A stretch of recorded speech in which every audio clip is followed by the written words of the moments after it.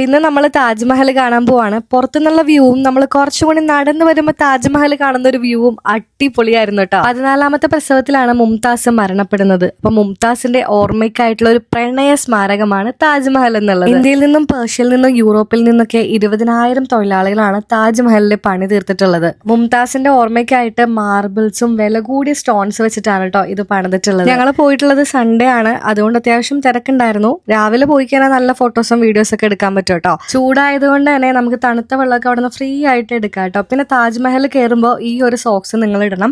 10 രൂപ എടുത്ത് വാങ്ങിച്ചാൽ നല്ല ബ്യൂട്ടിഫുൾ ആയിട്ടുള്ള മാർബിളിൽ കൊത്തുപണിയാണ് ചെയ്തിട്ടുള്ളത് കേട്ടോ. നല്ല രസം ഉണ്ടായിരുന്നു കാണാൻ വേണ്ടിയിട്ട്. ഓരോ ഡീറ്റെയിലിങ്ങും അടിപൊളിയായിരുന്നു കേട്ടോ. നമ്മൾ അകത്ത് ഫോട്ടോസും വീഡിയോസും ഒന്നും അലോഡ് അല്ലാത്തതുകൊണ്ട് വീഡിയോസ് ഒന്നും എടുക്കാൻ പറ്റിയിരുന്നില്ല. സത്യം പറഞ്ഞാൽ എന്റെ ബെസ്റ്റ് ട്രിപ്പാണെന്ന് ഞാൻ പറയും. കാരണം ലൈഫിൽ ആദ്യമായിട്ടാണ് കേരളത്തിന്റെ പുറത്ത് പോകുന്നതും താജ്മഹൽ കാണുന്നതും. പിന്നെ ഉച്ചയ്ക്ക് നമ്മൾ അവിടെ നിന്ന് ഒരു അടിപൊളി വെജ് ബിരിയാണി കഴിച്ച് ആ സ്ട്രീറ്റ് ഒക്കെ ഒന്ന് കറങ്ങിയിട്ട് അടുത്ത ലൊക്കേഷനിലോട്ട് പോവാണ്.